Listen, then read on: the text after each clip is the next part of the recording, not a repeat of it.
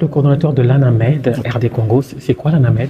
Voilà, en 2-3 mots. ANAMED RD Congo, juste brièvement. Voilà, c'est une association nationale de médecins directeurs qui évolue dans le secteur médical privé. Et c'est un organe de régulation du secteur médical privé, puisque les programmes nationaux de développement reconnaissent 4 secteurs. Il y a le secteur public, le secteur privé, le secteur pharmaceutique privé et le secteur traditionnel. Le secteur privé, vous-même, vous le savez, était resté pendant trop longtemps par son propre sort. Alors je m'étais dit, dans mon projet, pourquoi ne pas participer à la construction de mon pays tout en restructurant le secteur médical privé?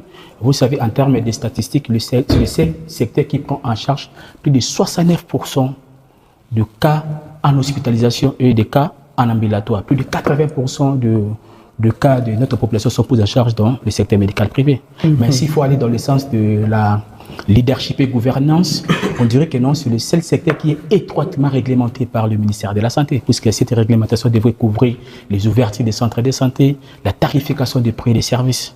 Et c'est ce qui handicape la continuité dans la performance du système de santé en RD Congo. Okay. Par rapport à cette affaire du docteur Balananganay qui est accusé d'avoir frappé sa patiente, il y a plusieurs réactions qui ont arrosé les réseaux sociaux. Je vais en prendre quelques-unes et de là sortiront des questions. L'abbé Jean Bosquebala, par exemple, il dit « Ce dossier a eu le mérite de nous révéler beaucoup de choses. Le manque de déontologie médicale et de respect de nos médecins et personnels soignants, les violences faites contre la femme et les patientes en général. » D'abord ça, vous y répondez quoi? Alors, chaque médecin a un devoir envers le malade. Je reviens dans... On y va concrètement.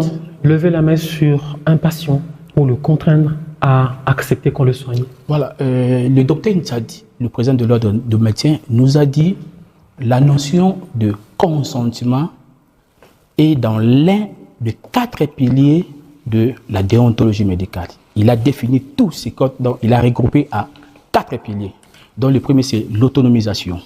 Dans l'autonomisation, on va voir les consentiments éclairés, c'est-à-dire le médecin a le temps de expliquer auprès de sa patiente son problème pour obtenir en retour les consentiments. Il y a d'abord une notion de l'éclairage, de la science, de la notion, de la connaissance.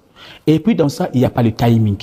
On prend tout le temps. S'il faut prendre 4 heures, il faut prendre les 4 heures pour expliquer le malade son problème. D'abord, sa pathologie, le traitement, les dangers qu'il est en train de courir après avoir refusé une prise en charge. Ça, c'est la notion de l'autonomie. La preuve en est, quand vous recevez par exemple un témoin de Jéhovah, il te dit clairement que non, chez nous, vu les convictions un peu particulières, on ne nous transfuse pas.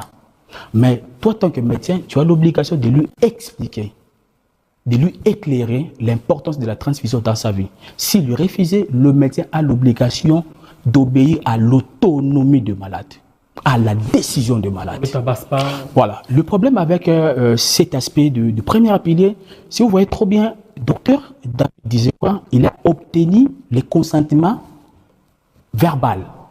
Okay. Oui, il avait obtenu ses consentiments de l'accoucher. Elle n'est même pas patiente, de l'accoucher.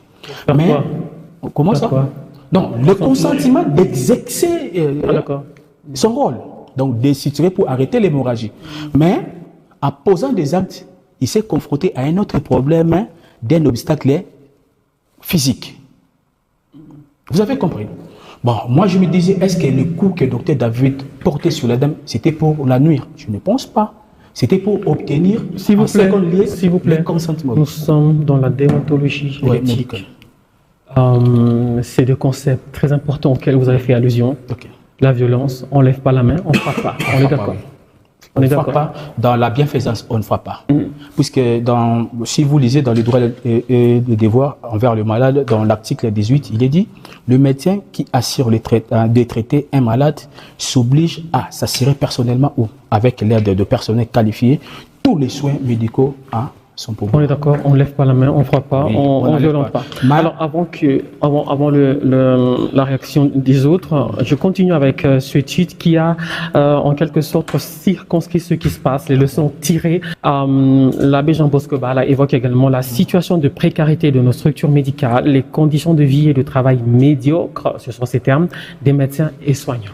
Ah oui, hein, là c'est le problème qui bat chapeau. Je viens ici pour ne pas accuser le gouvernement, mais il y a une irresponsabilité à ce qui concerne les équipements ou les tableaux le plateau technique de chaque structure. Ouais, puisque n'était cette vidéo qui, moi, je condamne, puisqu'il y a l'article 124 du Code déontologique et de la professionnelle des infirmiers. Le cas sous examen, on reste sur